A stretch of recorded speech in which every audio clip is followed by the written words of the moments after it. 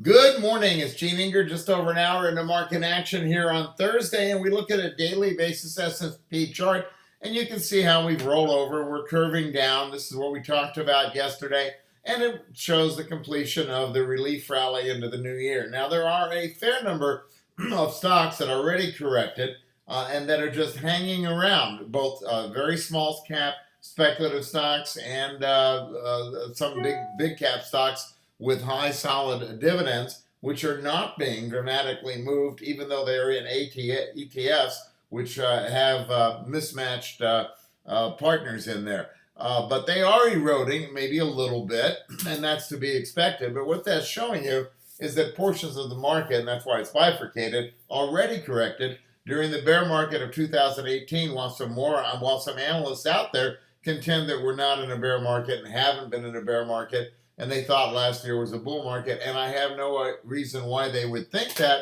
since broad technical indicators of many stripes were deteriorating from late January forward with our first crash alert at that time. And then, of course, in the September-October timeframe, where we gave, first of all, a collapse warning on the FANG stocks, followed by a crash alert on the S&P and the Dow, which topped out on that day, which was the 2nd of October.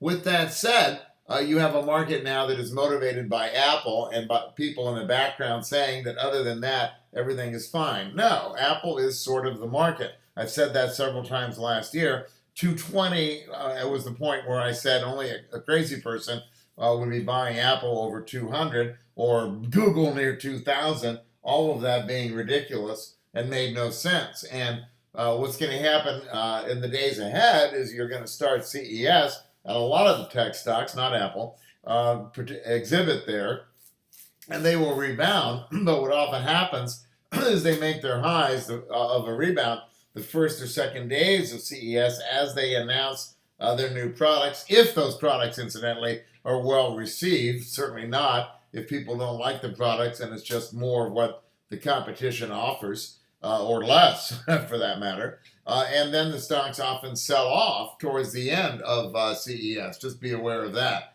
Now, the Dow is down more than 600 points, and it's been a slow motion decline today, as the market doesn't really want to take the lessons it needs to, as I shift from the daily to the 5-minute chart, from the Apple behavior. Apple is not simply China. Apple is not simply that its handsets are no longer cool, even though I get their latest and greatest every year. And Apple is not so much a status symbol as it is the best product for those of us who do use the ecosystem. For example, when we have a new member here and there's a new email address or there's a change in email address, I change that information on one device, whether it be an iPhone, my iPad, my MacBook Pro, or my iMac, and it simultaneously changes on all. That's part of the ecosystem. Or go back 10 years ago, I would have had to change it on each device, and that is a pain. Just as an example, and if I upload a photograph or a stock market chart, that is now available immediately on all, thanks to iCloud, on all of my devices or on any device of anybody else's if I log in with my password, of course, to my account. So that's the difference. Now, other companies, including Microsoft, you can do that today, but it's not as svelte. It's not as simple. It just with Apple, it basically just simply works. So I like Apple products. And they're certainly more secure than Microsoft or Google Android and so on. But that's not the point. They're not, and they have not been, the largest global sellers. And they are a big impact on the market. And I hear people saying, whether it's Apple, whether it's NVIDIA, I've heard some loud pundits who have cheerlead stocks all the way down into the highs and beyond, as being attractive, and they're not. I've heard people say, buy this, all the way down. In the case of Apple, at 220, at 200, at 180, at 160, at 140 now. Or it's not quite 140, but it's 142, but it'll get there.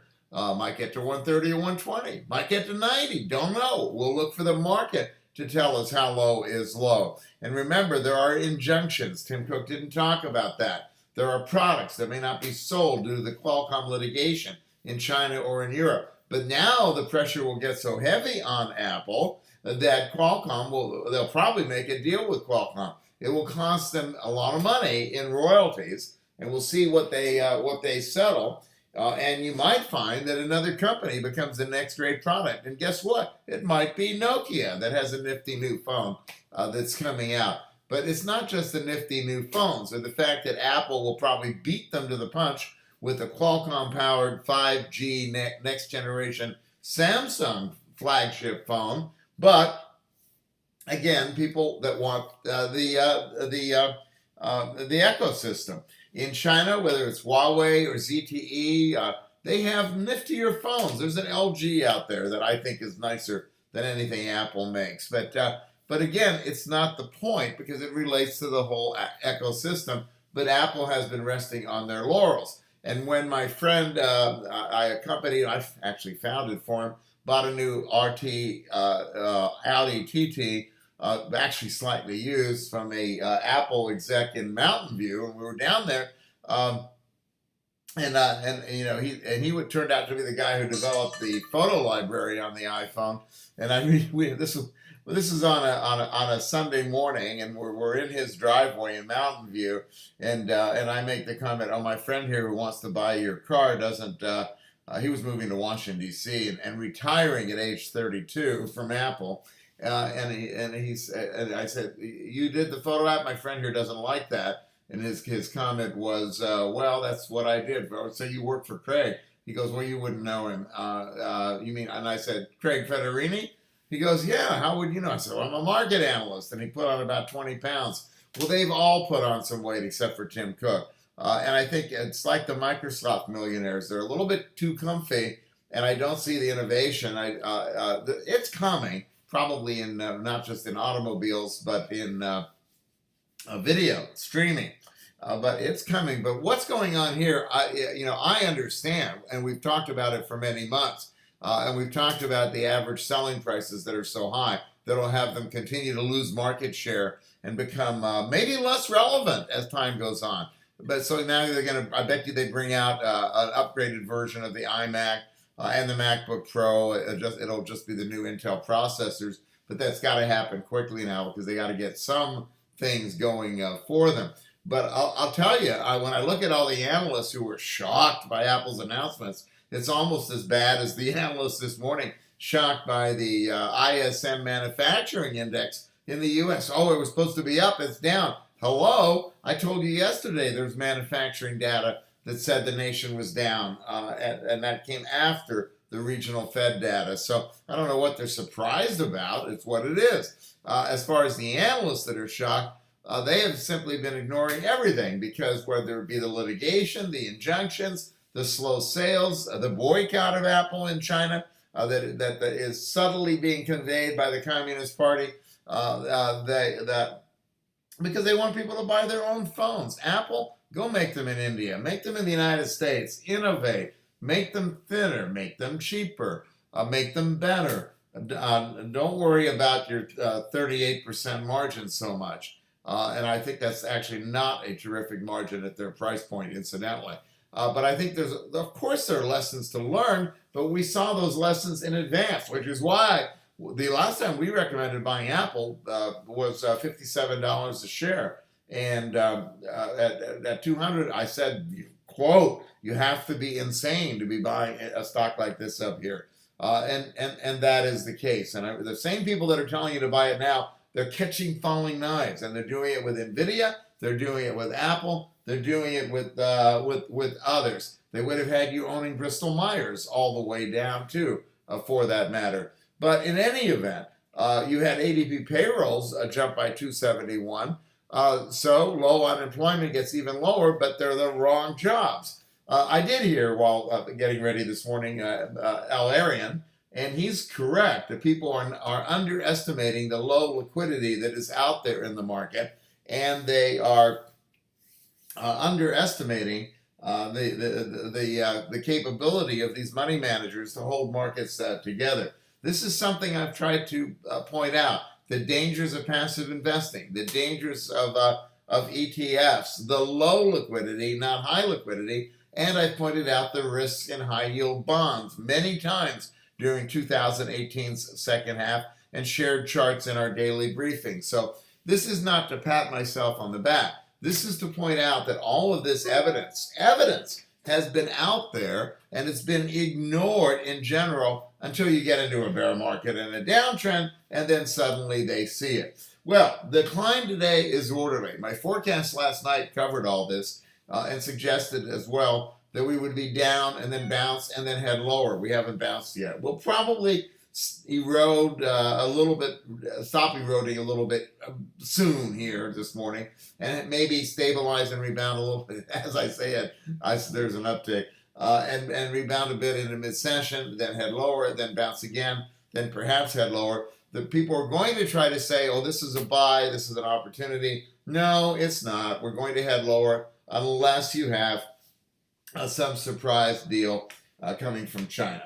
And as far as the S&P, it's a process. You're not going to crash below the pre-Christmas low immediately, but you're going to work their way there. And the fact that people are talking about buying, and the fact that they're talking about catching falling knives, that's not how you address the stock market. I'd rather pay a little higher than whatever the low price is, even if it was right now, if the market proves that it's made a low. If this market can prove that it makes a secondary test of December's low without taking it out, I will respect that, and I'll be a buyer if necessary. But I don't see that yet, and I don't see that evidence. It's a procedural process for now, and it's not a panic, and it may become that, but not necessarily all at once.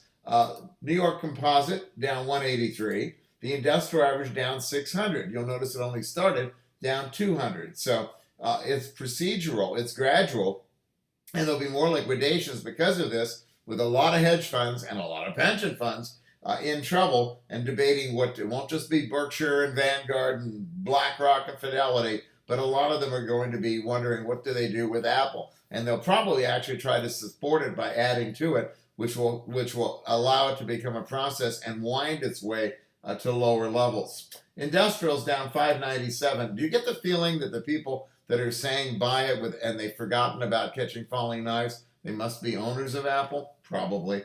Transport's down 309, almost 3-to-1 declining over advancing issues, 760 to 2068. The tick is a plus 450. It was negative when I began this comment, and I said, maybe get a little bit of a bounce, but not much. The VIX up 3 points, 26 and change. Look for a bounce. At Russell down 18, the 10-year yield at 2.575, the 30 at 2.926. Dollar index down about a half a point. Bank stock index down about almost a point. Bitcoin down about 50 at 37.65. NASDAQ down 166. NDX down 173. Semiconductor index down 54. XLK down 272. XLC down a half a point. FANG down 260. Oil index down 19. Crude oil down 61 cents. So it rallied earlier. It's fading now, ironically or coincidentally, with the market. Maybe it's a causal factor. GLD up 0.70. Silver up about 12 cents. So I thought up, but not a whole lot. Mostly red as far as the market is concerned. Apple down, of course, down 15 at 142.77, down and sideways, but not bouncing much. Amgen down 213. Advanced Micro down 143. That's a nice percentage drop, 1740. My comments have been that I liked it, but it ran up, and I wondered whether I should have bought it, and I decided, oh, it's okay, I did not. Still haven't. I don't know if it'll bottom here or make a lower low in the 16s, 15s. My concern is that when it went up to 32, when I said I'd like it at half price, when I was in Berlin at IFA and met and saw their new Ryzen processor and so on with the product manager, the problem was that a lot of that demand was from that cryptocurrency mining stuff, and they're just stuffed in the channels with a lot of that. So you don't know that that stock was ever worth $32 a share. And it might be worth $16 a share, but it also might be worth $10 a share, which is where it came from last year. And that's the problem. But generally speaking, I suppose at some point one can nibble, but again, not yet. Amazon down 25, Boeing down 12, Google down 22, Intel down 188, Texas Instruments down 4, IBM down 191, Facebook down 239, Netflix down 73 cents, Nvidia down almost $7. LightPath is unchanged, that's good. Telephone down 9 cents, relatively stable, but it should be, so should LightPath, because they've already been corrected and hit. And Exxon down 118. That's one that ought to bottom soon with an oil sector. Ford is a dilemma because as long as you've got comparatively cheap gasoline, there's not a great enthusiasm about the forthcoming greater electrical line, which might have something to do with Volkswagen, but time will tell. But I'm not disinterested in Ford, but I just think it can work a little bit lower. Microsoft, I also suggested, would be swept along with the selling in technology, and it's down 345 at 97.66 in this general sea of red. S&P is down about 54 handles, and the futures have a 400 discount at the 53 level. So again, continues under pressure. Industrials down 582 on that rebound. Back later. Good morning.